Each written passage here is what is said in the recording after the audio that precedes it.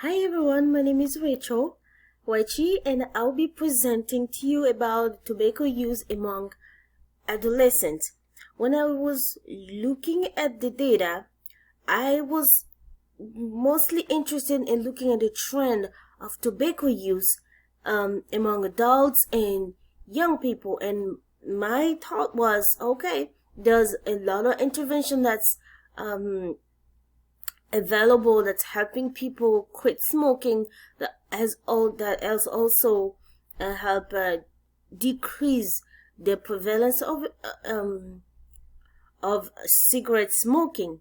But when I went deep into my data, I found a different trend that I'll be showing you in this presentation. So first of all, I wanted to show this comparison between tobacco use among adults and adolescents. So data show that the percentage of adults age 18 over who are currently smoking is 12.4%, and adolescents who are currently smoking is 8.1%. So when it comes to electronic cigarette, I found that adults who are currently using electronic cigarettes only 3.7% when compared to adolescent use of electronic cigarette, which is 20.8%. That data was really surprising. That's why I was more interested in looking into more about e-cigarette. So, and in my data actually showed, if we look here, like the trend in the use of cigarette among adolescents, it has actually decreased from 2011 to 2018, going from 15.8% to 8.1%. But when we look at e-cigarette use among adolescents, we see it has tremendously increased from 1.5% in 2011 to 20.8% in 2018. And when we look at the overall use of any tobacco product among adolescents, is actually increased also from 24.2% in 2011 to 27.1% in 2001. So this increase in e-cigarette is just an amazing trend that's going on among our youth that's calling for action. Yes, there are interventions in place that's helping people quit smoking every day, that's preventing our adolescents to use smoking, but this data showed us a need for better intervention to target specifically tobacco e-cigarette use among adolescents. So the e-cigarette contain many harmful substances that include nicotine, which is really highly addictive. It also contains some particles, ultra fine particles that can affect the lung. It can also contain some organic compound and cancer-causing chemicals, as well as heavy metals like nickel, tin, lead, and all these compounds are known to have some negative effect on our health. So the many health risks associated with the use of e-cigarettes, especially since they contain nicotine, which is known to be a highly toxic and addictive product. Nicotine can harm the adolescent and young adult brain development. So all of us have a role to play in addressing this issue, starting from family members, friends who can have either a positive or negative influence on adolescents' use of e-cigarette.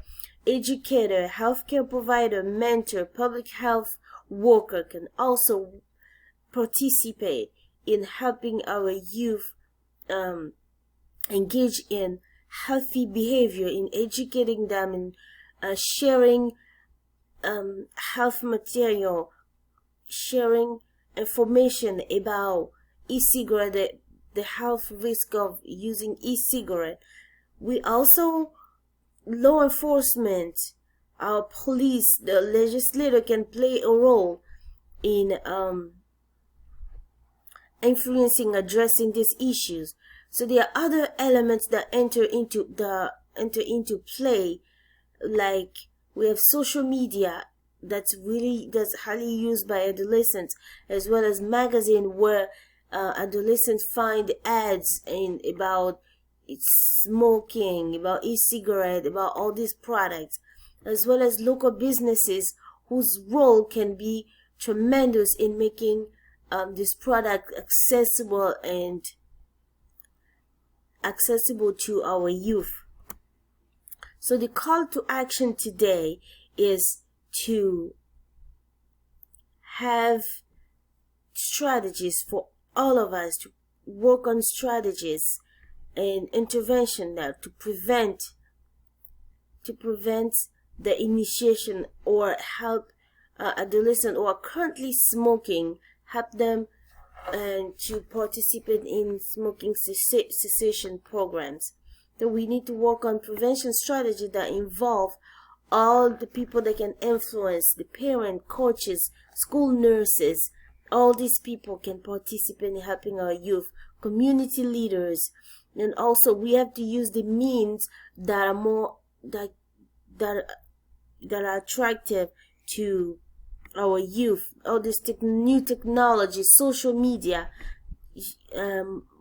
apps, different apps to share all this information about electronic cigarette, about the health risk of using electronic cigarette.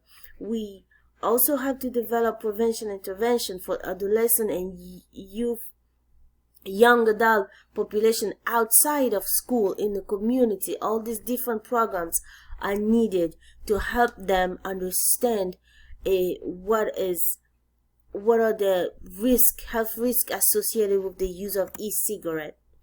Also, our legislators or community leader people can also advocate for laws and that include taxation and prices approach for e-cigarettes, because there might be some exemption and loophole in retail policies that weaken public health benefits and exacerbate inequities. We need to work on enacting policies at the federal and state levels, those policies that prevent commercialization, that prevent making all this product available to young adolescent. We need to design an evidence-based cessation intervention for youth, and also determine youth and young adult motivation for quitting and how to employ those in cessation interventions. Thank you, everyone.